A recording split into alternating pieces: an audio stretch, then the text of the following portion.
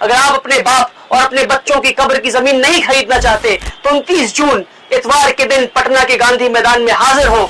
जो तुम्हारे बाप दादा ने अल्लाह के लिए वक्फ किया, जब उन जमीनों पे कब्जा किया जा रहा था, उन जमीनों को छीना जा रहा था, तुम क्या कर रहे थे? अस्सलामु अलैकुम, मैं हूँ आपका अपना वली रहमानी और इस वक्त मैं बिहार के सरजमीन पे खड़ा हूँ। आप देख सकते हैं मैं पटना एयरपोर्ट पे हूँ, इसका नाम जयप्रकाश नारायण इंटरनेशनल एयरपोर्ट है। आप ये सोच रहे होंगे कि मैं पटना में क्या कर रहा हूँ, मैं बिहार की सरजमीन पे क्या कर रहा हूँ। इससे पहले कि मैं आपको बताऊं कि मैं बिहार क्यों आया हूँ, मैं आपको पटना के बिहार के ऐतिहासिक गांधी मैदान पे ले चलता हूँ और वहां बताऊंगा कि मैं बिहार क्यों आया हूँ। जी हाँ, मैं पटना के गांधी मैदान में आ चुका हूँ। ये एक ऐतिहासिक मैदान है और गांधी जी की मूर्ति बिल्कुल आपके सामने है, आप देख सकते हैं। बिहार वो सरजमीन है जहाँ के चंपारण जिले से गांधी जी ने अपनी आजादी की लड़ाई शुरू की थी, सत्याग्रह शुरू किया था। और ये गांधी मैदान वो गांधी मैदान है जिस 1942 में गांधी जी ने जब भारत छोड़ो आंदोलन शुरू किया था तो उन्होंने इसी गांधी मैदान से उस आंदोलन को शुरू किया था।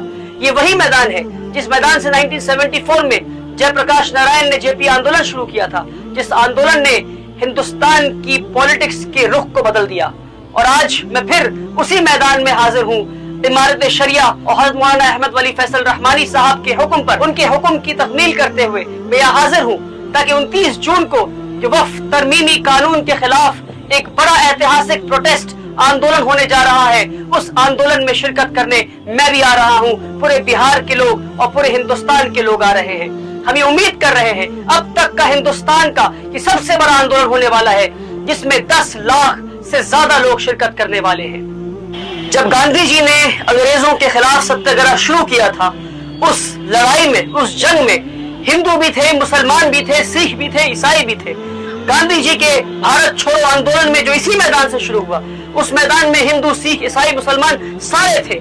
मुसलमानों ने अपनी सीनों पे गोलियां खाई हैं, अपनी जानों को दिया है, जानों को गंवाया है, तब जाकर ये मुल्क आजाद हुआ है। और आज मुसलमानों से इतनी नफरत की जा रही है कि जब मुसलमान जिंदा है तो कहते हैं कागज दिखाओ वरना तुम्हारा नाम एनआरसी लिस्ट में नहीं होगा, कागज दिखाओ वरना तुम्हें इस मुल्क से निकाल देंगे। और फिर जब मुसलमान मर जाते हैं तो कहते हैं कि तुम अपने मुर्दों को कब्रिस्तान में दफन नहीं कर सकते क्योंकि कब्रिस्तानों की जमीनें भी हम छीन लेंगे, जो वक्फ की जमीनें हैं उन्हें भी हम छीन लेंगे। मुसलमानों से ये कैसी नफरत कि उन्हें हम जिंदा भी नहीं चाहिए, उन्हें हम मुर्दा भी नहीं चाहिए। बल्कि हैरत की बात मैं बताता हूँ आपको, ये ऐतिहासिक गांधी मैदान को भी एक मुसलमान ने डोनेट किया था जिनका नाम था खैरुन मियां। एक मुसलमान की दी हुई, डोनेट की हुई मैदान से आजादी की जंग की लड़ाई शुरू हुई थी।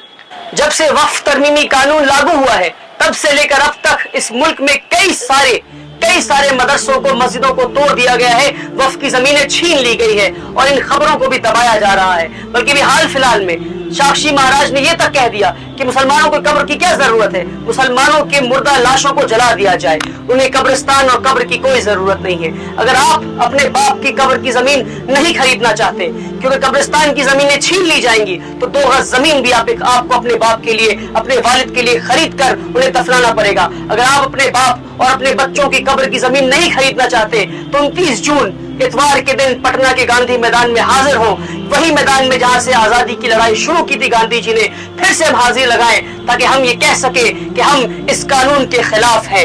10 लाख लोग तो उस दिन आ रहे हैं, हमें यकीन है कि 10 लाख लोग आ रहे हैं, मगर सवाल आपसे ये है कि क्या उन 10 लाख लोगों की फहरिस्त में आपका नाम है या नहीं है?